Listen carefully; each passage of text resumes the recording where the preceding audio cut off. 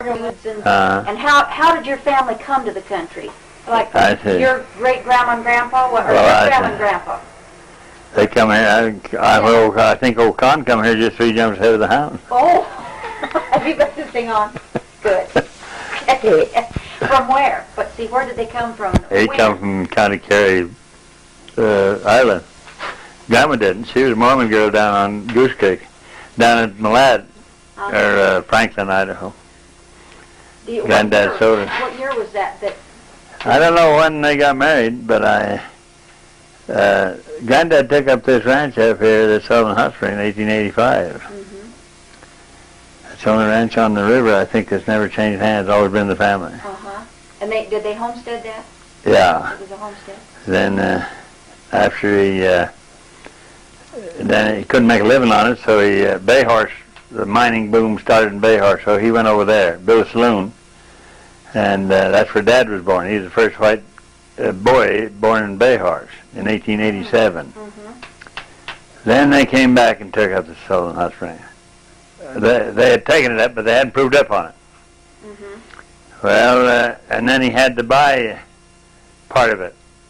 He took up a mining claim like anybody else would, but to get the whole ranch, he had to buy part of it from another old man.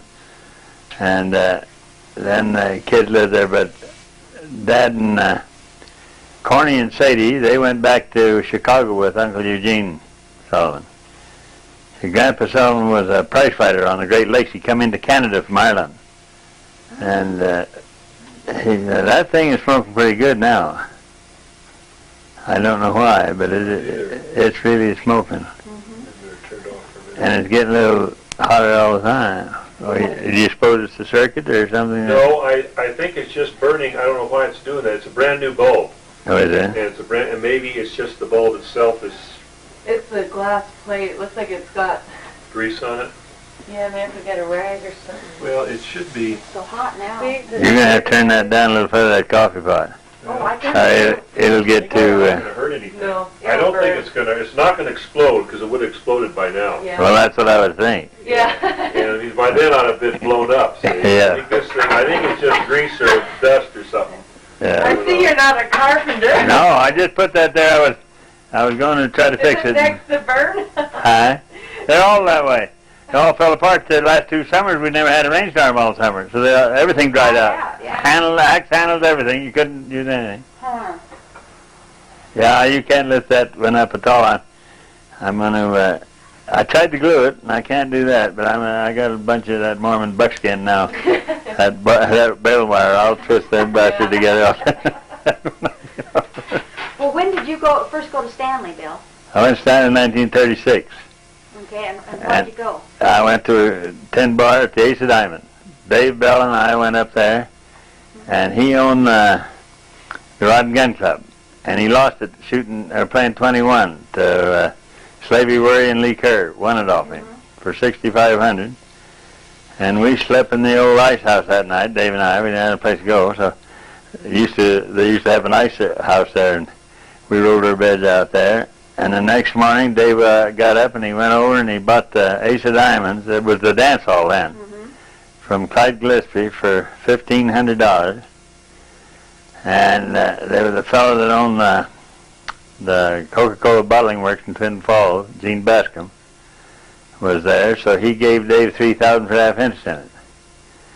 So we just put a log bar in and started to serve whiskey.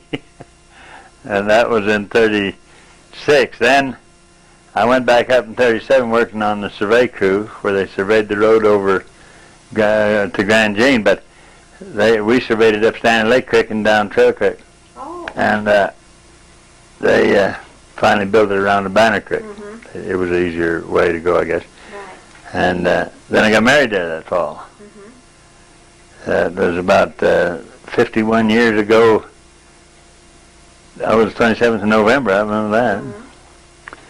So there was a lot of old timers there then. There ain't many left now. Oh, And I worked around there wherever you could. I liked it in Stanley Basin. Geez, I liked Stanley. And I seen you couldn't make a living raising hay in that country, because some years you can't hide a blackbird, on ditch bank. By God, there ain't nothing grows, But So I had a lot of bronco horses down in this country, so I come and got a bunch of them and started packing. Packed and guided by God for, 30 years about. Yeah, you started that in, what, 37? You started packing? Yeah, well, I started packing.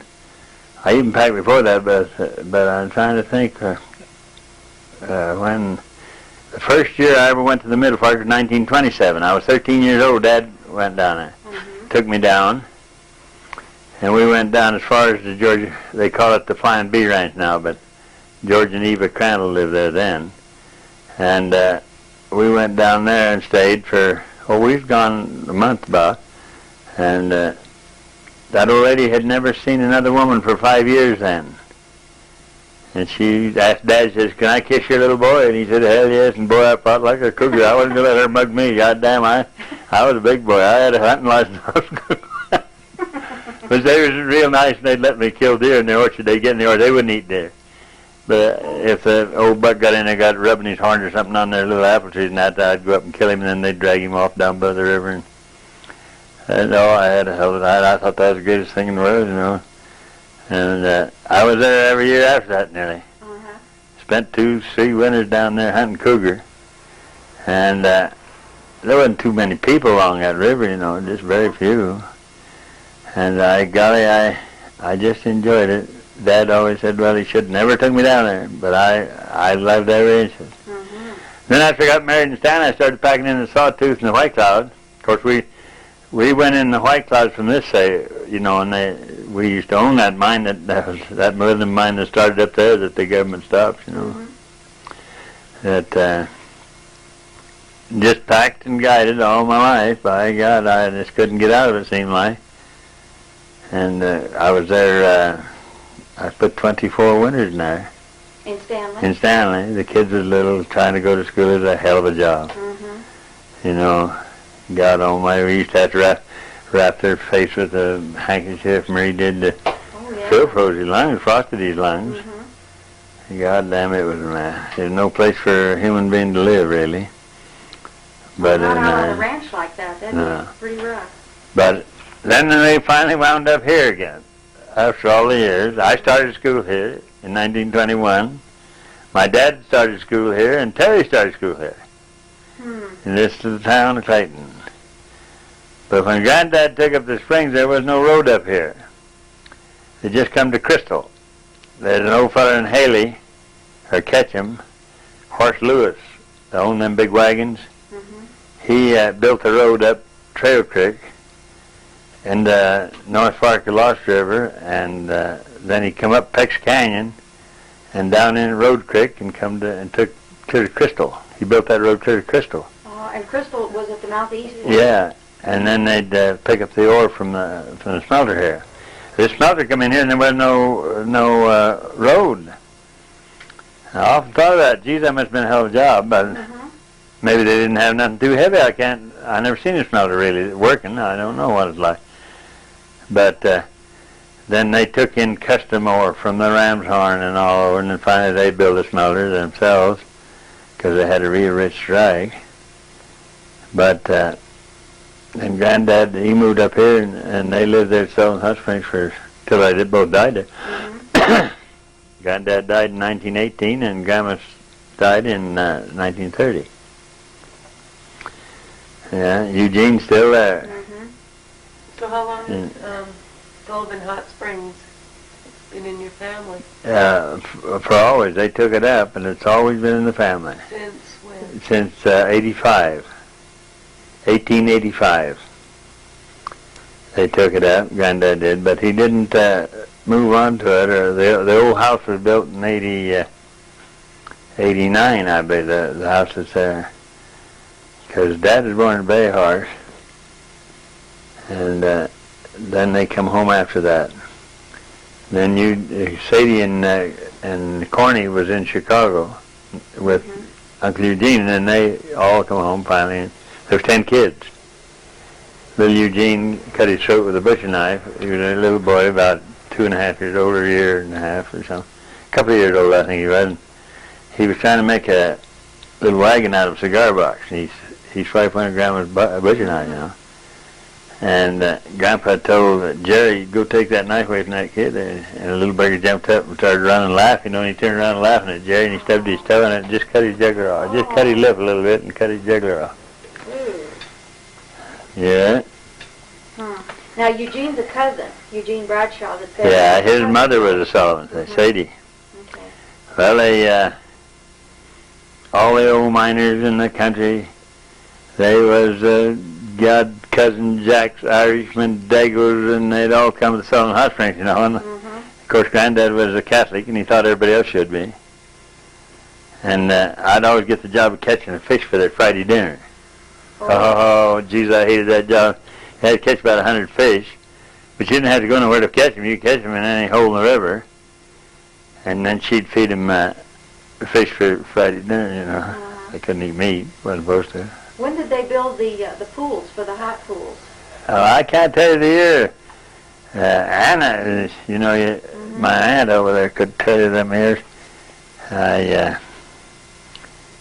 Well, the hot pool, they dug it out right away, really, the upper one. But they built a nice cement pool there, and it was a money-making thing them days. For I know Grandma told me once that the biggest day she ever had, they used to charge 2 bits for a bath, and she took in $50.50 on it, and that was a pure profit, you know, in them days. That's a lot of people through there in a day. Oh, you bet. And the river was real high. It was Mother's Day, I think, in spring of the year, and they had to walk over the top from the big rock, when that big rock blew where Frenchie lives, you know. It was quite an old place. And Granddad, he staked old Sammy Holman, and Sammy Holman discovered what did I think of the name of the mine up on Slate Creek? Oh, the hoodoo? No, it's Silver Rule. And he sold it. Dad said that's the only money he ever made in his life. And he couldn't, he'd walk to Clayton. It didn't matter whether his team was going up or down, he'd ride with it, you know. Old Bob Campbell kept him broke for years, just beating him in a solo game. But it was something. But there were some real old-timers up around. Now, a lot of them old-timers in Stanley Basin told me some of the stories. And it was quite a thing. I know Juggy Niece told me that one time they matched Grandpa against the champion of California, Kid Riley. And they brought Bert Stokes out, Dad said, they brought old Bert Stokes out from Chicago to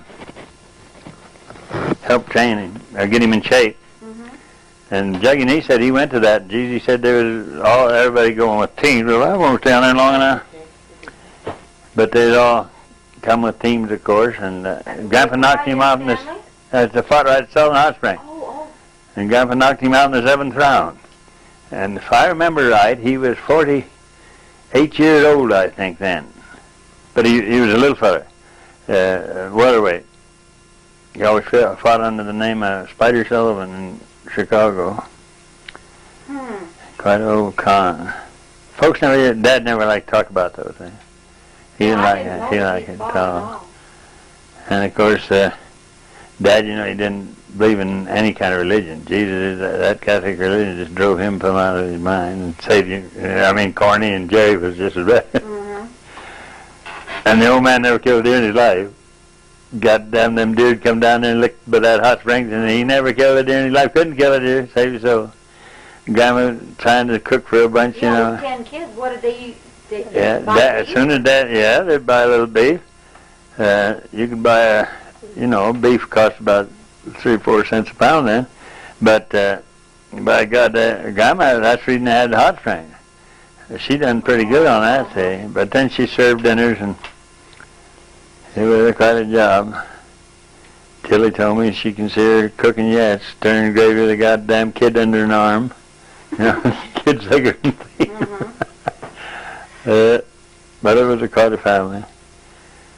And there was some old families in that Stanley Basin I got acquainted with.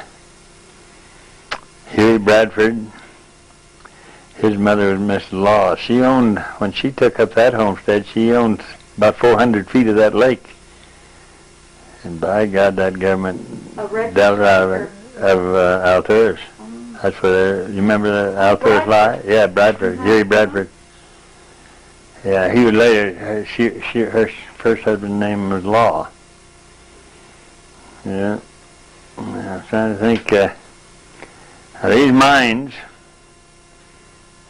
I got them wrote down somewhere. The Barrett boys located the Redbird, and these mines here on Kinnickinnick was all located, Dad told me, before he was born.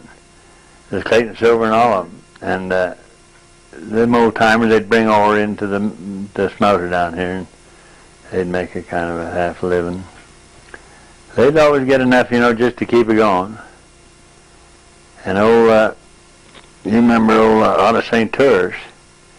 He told me when Horace Lewis would come into town here after they built the road here, he'd have 16 head of mules and 3 wagons, usually 3, on that grade down here. It wasn't awful narrow on this grade. And kids run down to watch them. And them little mules would jump across that chain, to hold that wagon in again the bank. And then he said to all the packers and them packing ore from the Skylark and the Ram's Horn and all would come down Kinnickinnick. It's just 5 miles from the transfer on Kinnickinnick to the Ram's Horn. After you get up the creek, Well, they come down and he said the little town would just fill up with packers and drovers, and everything, drinking and raiding hell. And I asked him, I said, where did they go at night time? He said, well, all the packers had to go back to Moon Hill. That's the only place that was feed for their stock. And then Lewis and all the freighters, they'd go down and stay at Crystal. There was plenty of feed there on the mouth of East Fork. But it was kind of, I had quite a lot of stuff of Horace Lewis's, all stamped with H.C. Lewis. Aunt Kate Lewis gave it to me over in Ketchum. He had a lot of pack outfit and everything, And she gave me a lot of halters and bridles and things that belonged to Lewis. Of course, Haley and Ketchum are much older than this country.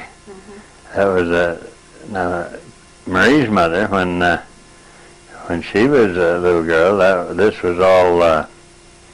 Let's see what they call it.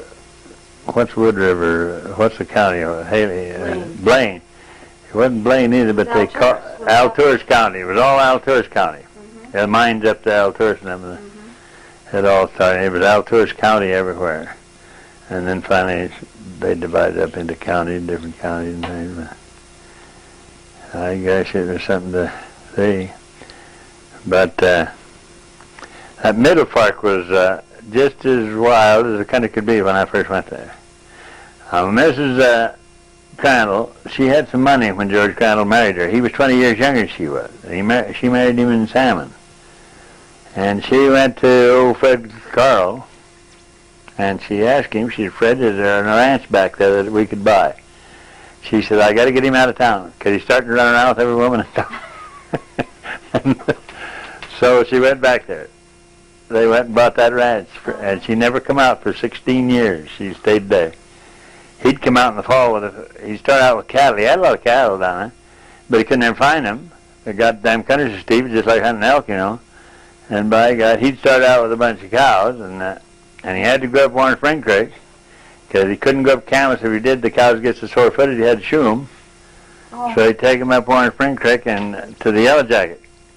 And then, after he got up there in the later years, there's cars and that, and Jesus just got them cattle plumb to death because they never heard of anything like that, Well, they finally, Mrs. Bennett, old Ben and Hattie, they come in there and they bought them out. And they left. They gave them $10,000 for the place. Well, they come out, and the next year Mrs. Crandall went back and camped at the mouth of Bernard Creek, just below the old ranch there, and she cried all the summer.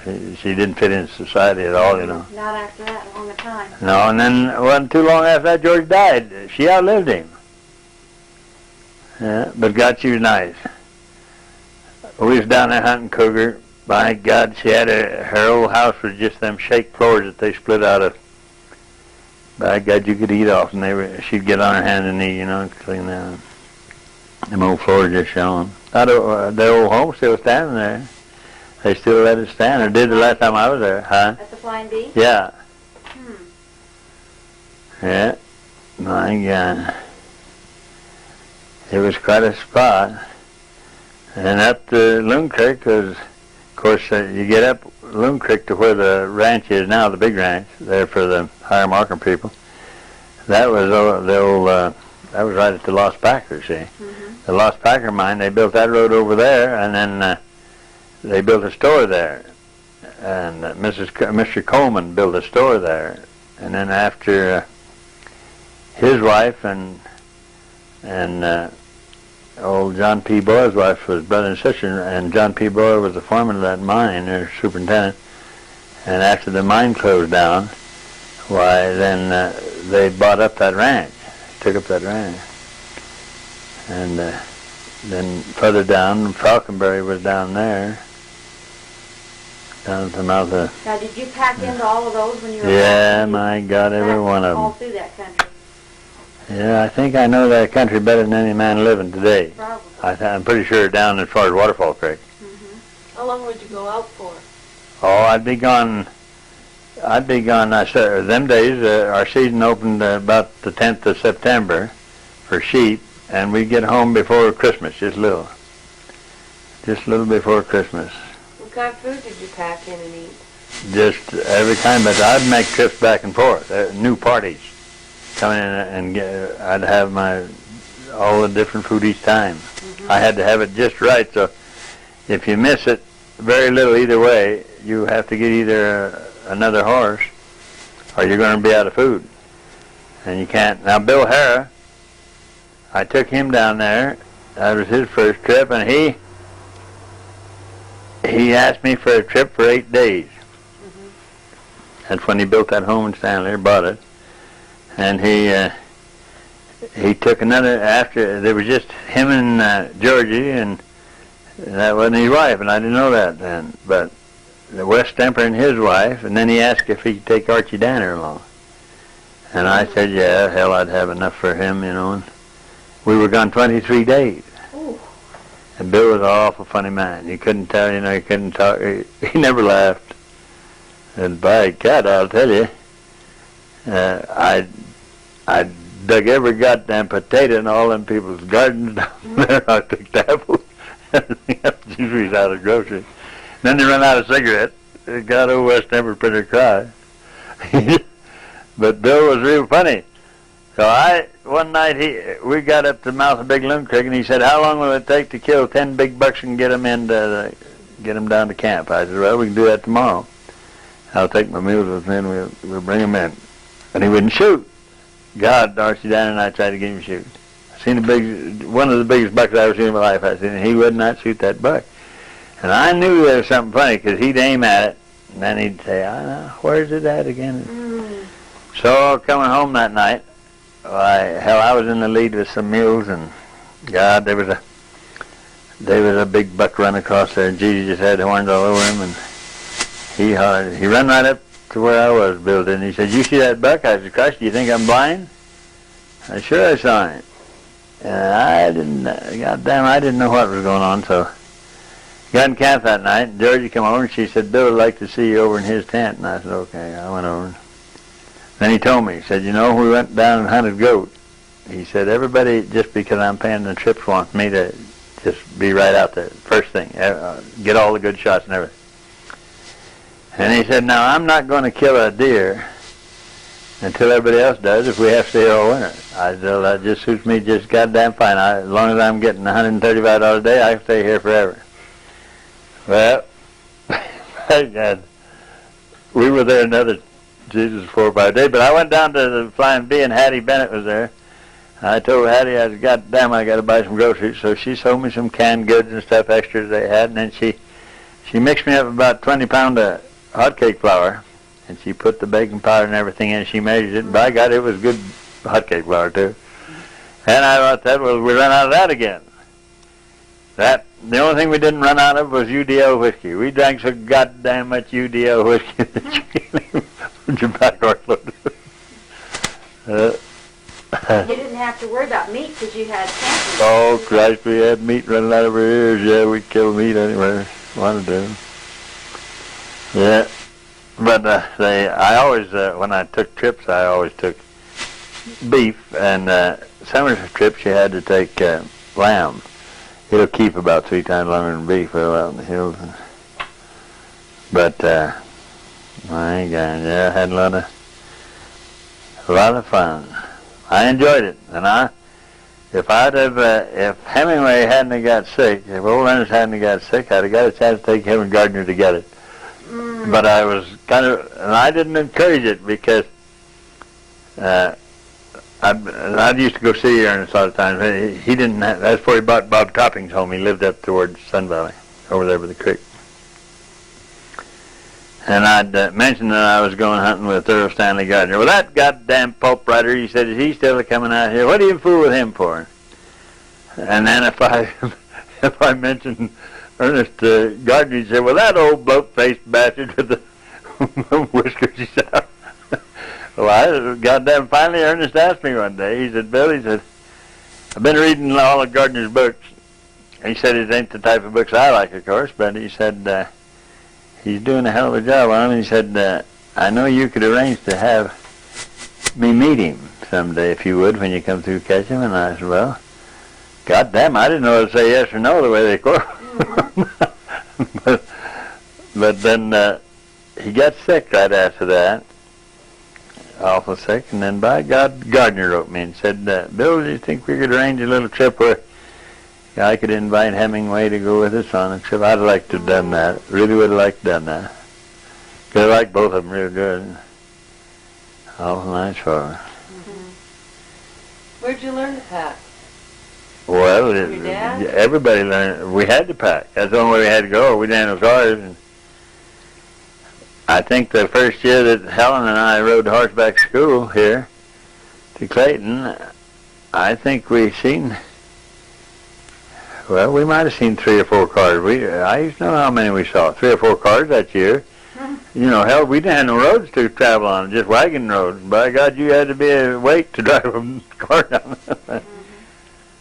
Everybody packed. I don't remember ever learning to pack. You just had to. Yeah. Of course, as the years went along, when that old Robinette invented that Decker pack saddle, then we all changed. You knew Sandy Brooks died. Mm-hmm. When did that, what's it, the diamond hitch? Yeah. Yeah, several kind of diamond hitches, yeah. Yeah, the old diamond hitch was good, but you needed the diamond hitch on the old packers because they packed with a different kind of a pack saddle, an appareo. It didn't have a tree in it or anything. The Mexicans, they knew how to pack, you know. That's what they still do. But yeah, it was quite a story. And the kids all went to school. We rode when I went to school here. There was 6 or 8 Italian kids. There was 2 Indian kids and a Chinese girl. None of them could talk English, you know. But it was just get the reader and try to learn to read. Mm-hmm. I never did light school. You did? Oh, I hated the sound of it. I was always hunting a buck deer somewhere. Did you graduate from high school? No, I didn't. I went from there to the 3rd year, and then I quit. I didn't want any more of that school. Did you have to go to Chalice to go to high school? Yeah. So after the 3rd year, what'd you do? You must have been 11? Oh, no. I was near 14. Oh. Let's see. I started school in 21. I was 14 in the 8th grade again. 14 or 15. I was about 18, 16, I think, when I quit, because I went to work for Mr. Campbell up there on the ranch. I worked for him for a long time there. And then when I was 18, I worked in the Clayton Silver. And I wasn't the Clayton Silver then. They called it the Campbird. And Josie, my brother's wife, and her friend, they bought me they put out a silver medallion. Oh, For the for the Clayton Silver, and they bought me one, and they think that I'm probably the only one that worked here in 19 and in 32, I guess it was, or 42. 1932. I was thinking it was 33, but Dick Settle said on the records up there, it showed it was 32. But then the Campbird only worked seasonal for 2 years, and then the Sunshine Mine came over with, and they called it the Clayton Silver after that. And it run 55 years without ever shutting down. That was about as long as they run. That kind of set a record, didn't it? Yeah, it did. It's shut down now, isn't it? Yeah. Yeah. Water running right out the tunnel. Oh, is it? Yeah. The creek never gets no lower, no higher. They got this summer just as much water as there was any other summer. When you went to high school, did you board in Charleston, or they had a dorm? Or? And then Dad we boarded there 2 years, and then or a year and a half, I guess, and then Dad bought a ranch down there. Mm-hmm. Dad come out of that pretty good at Ford Motor Company. You know, he sold the place there at home, and he sold lots of little mining claims to him, and he got all his money, and it wasn't a lot of money, but it was like probably $30,000 in them days. That was a lot of money. Yeah. And he was a man that saved it. You know, he didn't. What ranch did he buy at Chalice? Well, out on Chalice Creek, that one that's all fenced with plank and white. White is yeah. Wine Cup now, isn't it? Or Wine Yeah, Cup? I think it is. I think she probably named it that. I can't think of her husband's name. They were just out of Vegas. I can't remember it either. I know him too. If I could think of the whole nice guy, I was down to find. Huh. When you were packed in Stanley, did you keep the horses up there in the winter, or did you bring them down? In Stanley? No, I wintered my horse a lot of times in Stanley, but I did bring them out a time or two, and it didn't work out too good. I took them to Jerome once, and by God, it cost me a lot of money to get them out of that. I had a freak storm there, and if I'd have been just south of Jerome, there wasn't any snow. Jesus, right around Jerome, a lot of snow, and I had to move them home. Finally, I had to truck them home. Turn them loose down there to Chalice on the hills. Yeah. I'm trying to think of some other. The house up there at Stanley that you lived in, did you and Marie build that? Yeah. Originally? At the ranch? Uh-huh. I see they call it now the Mystic Saddle Ranch or something. Oh, Harry Fleming told me he went up there. They let him off. Oh, you're kidding. He said, well, he told me that he was giving them kind of a bad time. They was riding them little Shetland ponies around there. He said, God damn, you ought to have been up here when we had some horses in here. Mm-hmm. Harry and I was together a lot, and we broke a lot of horses. A lot of horses and a lot of mules. I did. I handled more of them than I ever did cattle, really. When we went to Elko to speak poetry, we had to they give us a form. You had to tell how many years you was associated with stock and what all about it, you know. And they do that this year too. I got a letter here a while back. You had to kind of pass a little deal on it and tell your life story on the damn thing. But anyway, I guess there were some really good old cowboys in that country there. But you know, it got kind of so that there were a lot of college kids that can speak poetry real good, educated to it. And they came in there, you know, with a pair of high heel boots and a big hat, and they're eliminating them, or trying to. And but it's not that good a deal. I'd be a little bit spooky of it if I wrote poetry. I never did write poetry. I just learned it from someone else's writing. But by God, you have to sign a waiver that belongs to them before you speak your poem.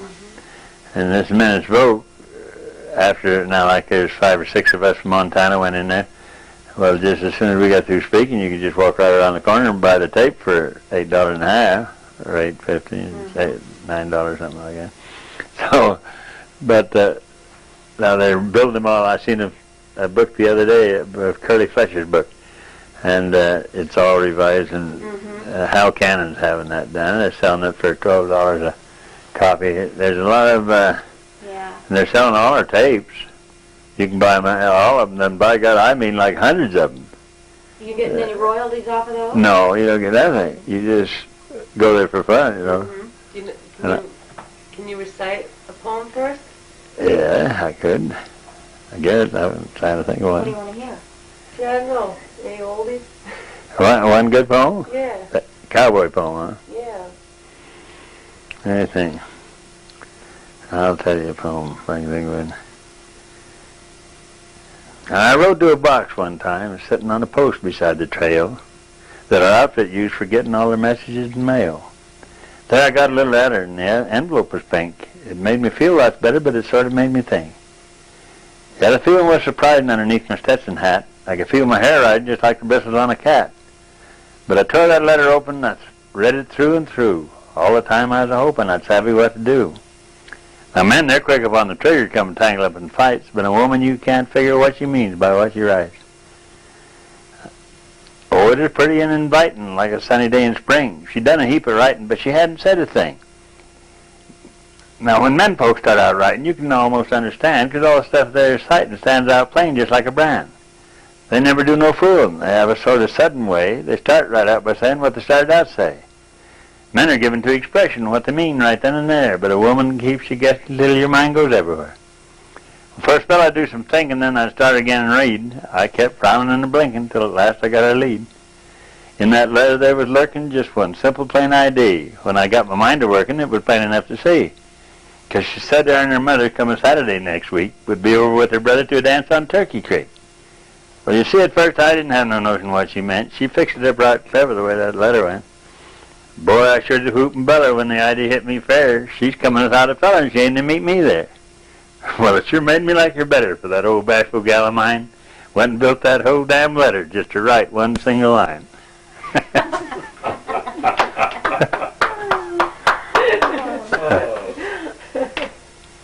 Boy, we heard some good folks. By God, we had them from everywhere. My God, there was two fellas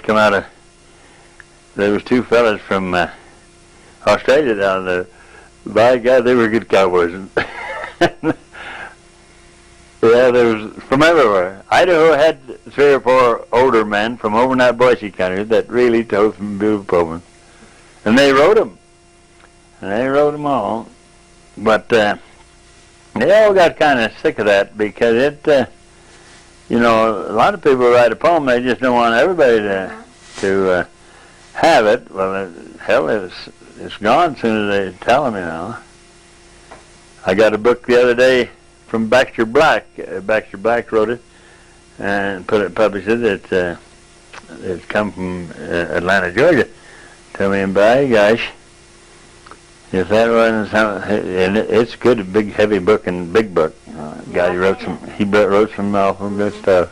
Did you used to recite your poems and poetry for Hemingway and Gardner? Oh yeah, I did that forever. God, yeah, I learned them all just leading a bunch of mules up and down the river,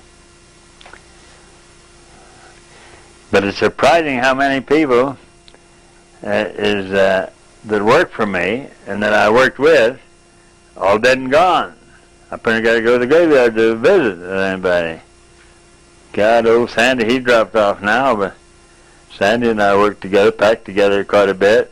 Ted Williams and I packed together an awful lot. Stan Tappan, Kenny Edmondson, Little Vernon Dennis, and Herman Schack, George Wilcox, God, I can't start to name them. Bill Hamilton, Claude Gillespie, these are all gone. And I think I counted about 16 of them the other day. That's already pushing up daisies, God damn it, you wonder then. Ain't got much time left. When Sun Valley first started, they invited Harry Fleming and they asked Claude Gillespie to send over 2 men that would pack for them, and we went over there. Christ almighty. They wanted us to stay. Oh, we didn't think we could stand that crowd, there was nobody there really, but old Jack Lane, I guess. But by God, we wouldn't stay over there and pack, and if we had it, we'd been retired out. All we ever done is pack anyway. All we'd had to do is just work for Sun Valley, and we'd have got a retirement out of that, and we couldn't see that. We stayed over there in Stanley Basin and shot the horses for $1 apiece. God. But it was it was all part of living. I enjoyed every minute of it. I'd like to do it again. Tom wants me to float the river with him for full length of the middle part. Oh, does it? And just take a tape recorder, or else somebody that can write. And he wants to find out what's up them creeks. You know, he never sees nothing but the bank floating. And he wants me to tell him what's up on all them creeks, and we float through. Well, and take your time and stop a lot. And, that'd be Oh, good. he's kind of an old gouger too, you know. He always wants to he likes them old things. I had my dad saved every one of his hunting licenses from 1910, and all except 1911. I asked him, I said, how come he didn't buy a license in 1911? He said, I did, but he said, I don't know why I ain't got it. He said, I must have traded off for a marriage license. That's the year he got married. Oh. But anyway, I had all these. Mama gave them to me, and then I had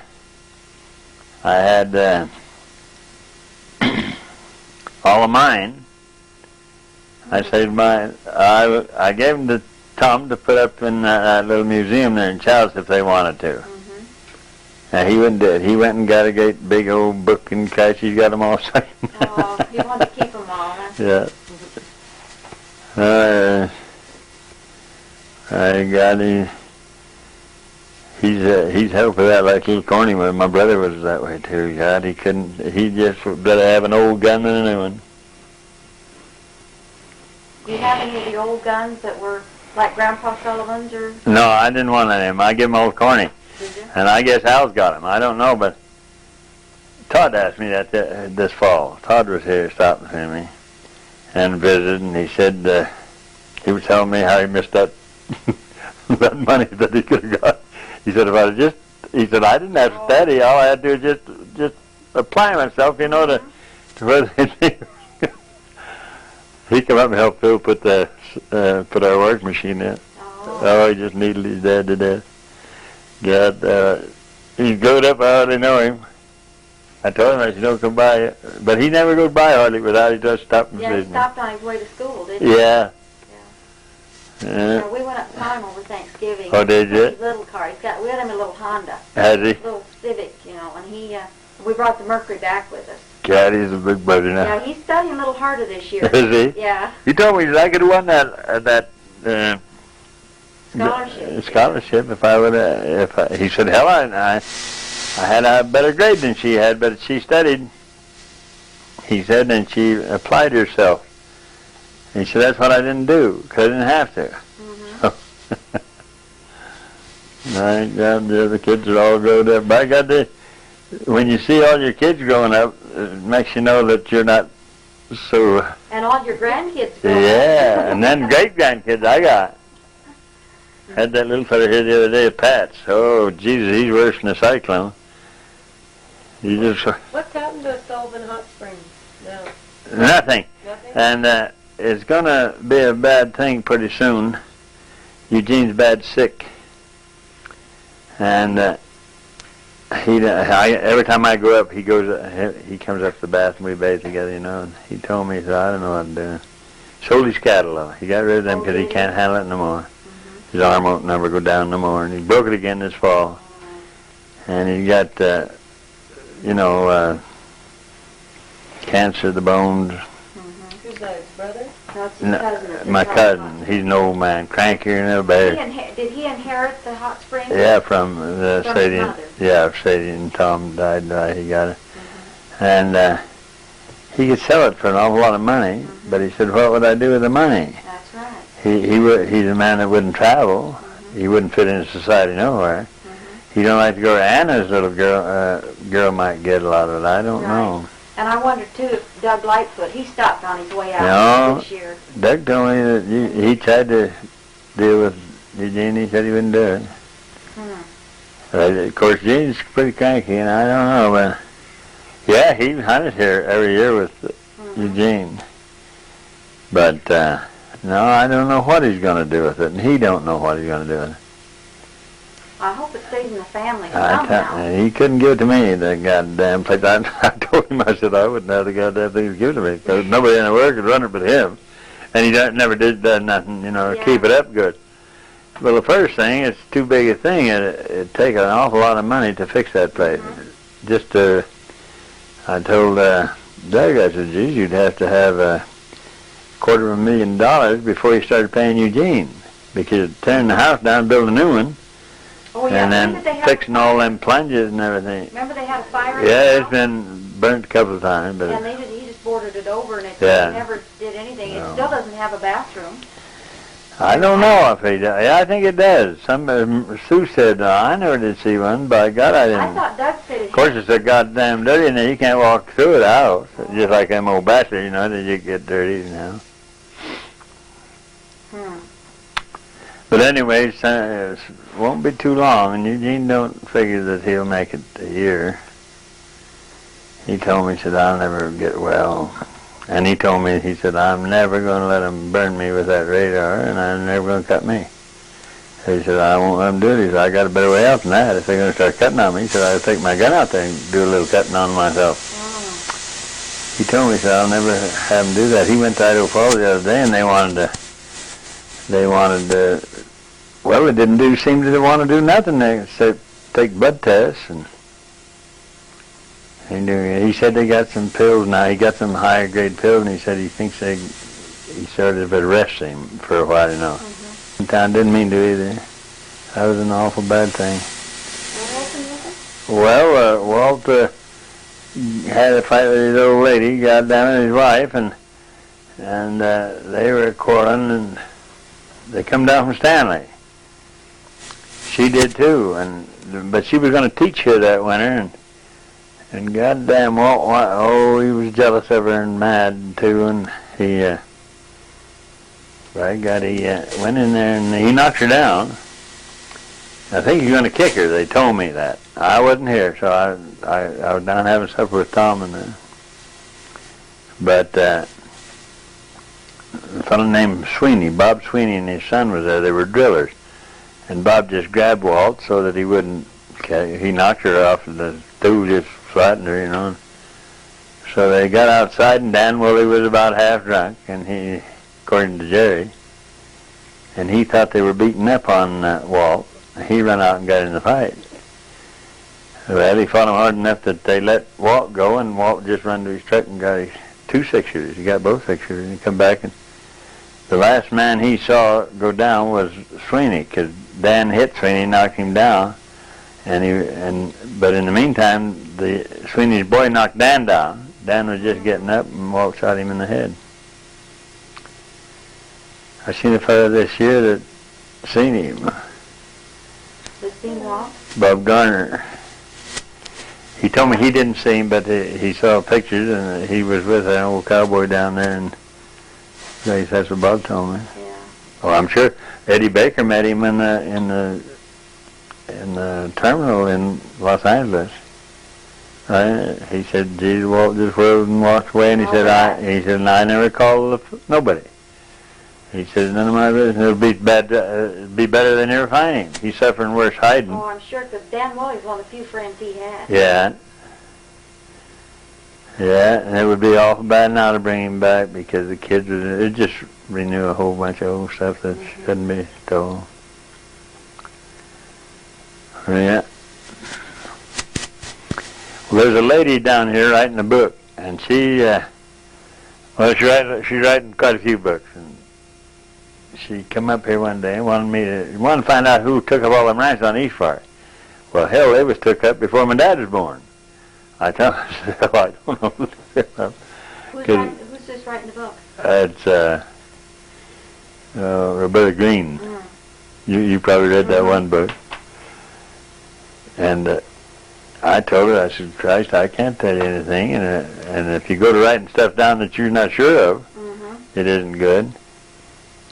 But,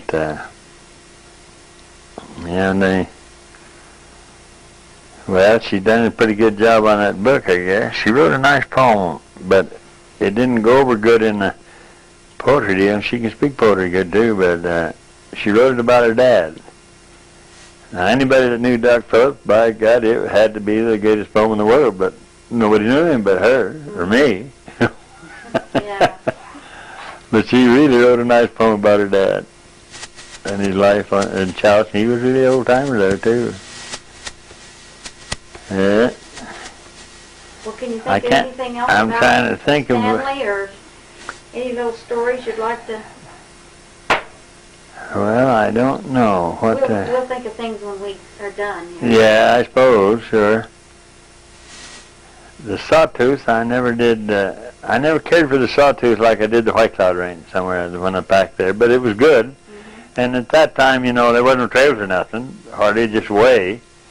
But God, the fishing was good there. Everywhere you go, there was fish, you know. Mm-hmm. And we packed an awful lot of fishermen. And I guess when Sun Valley started, they sent some fish over, and Harry Fleming and I had to take them out, and Sandy Brooks. And we put them in lakes where we didn't think nobody'd ever get to, you know. And geez, we didn't know enough to take care of them right. We planted too many in some lakes. And they grew like hell. They got about that big, and then they just dwarfed themselves out to overcome their feed, you know. If they'd have been somebody that'd tell us, but we thought we were doing something really smart. And how'd you pack them in there? With the horses, mules and horses. Packed them in 5-gallon cans. The fishing game had them with holes in the lid so you could aerate them. Mm-hmm. But the fishing was awful good. Of course, the fishing was awful good at Wood River then. You know, just real good. Especially down around Silver Creek. How many did you catch? Well, we wouldn't only just take what we wanted to eat. You know, nobody ever packed any out or anything. We just take what we wanted to eat. But the White Cloud had a better variety of fish. They had cutthroats and rainbows and golden trout. The golden trout got to pretty near record sizes, and they were really something a good selling deal, you know, for a packer. And we got bull trout lake, and we had crushed everything. And then we had rainbow trout over there up to around 15 pounds. We'd plant them in lakes that were plumb virgin, you know, and they'd never seem to reproduce. They just grow big.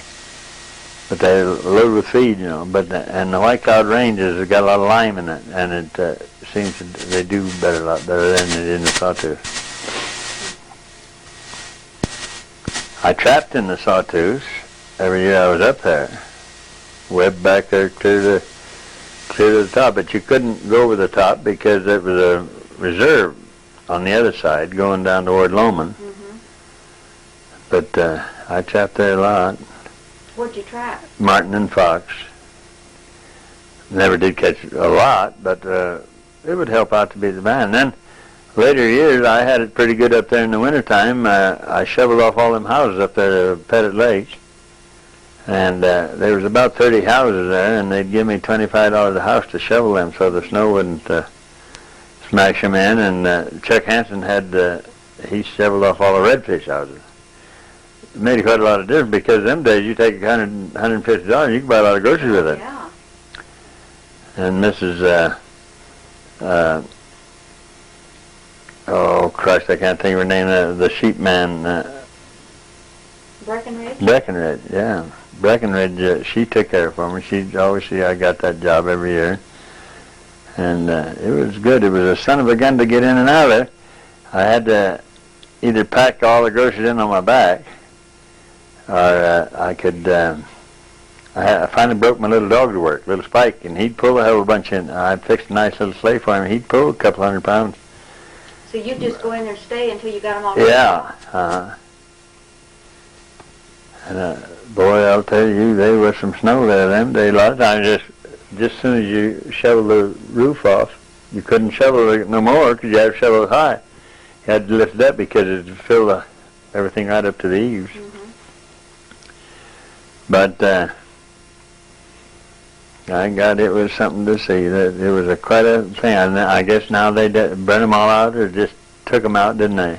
No, there's still a lot of them. Are they? Uh-huh. I noticed there at Clark and Miller's ranch was all the buildings was gone there nearly. That was built there, you know.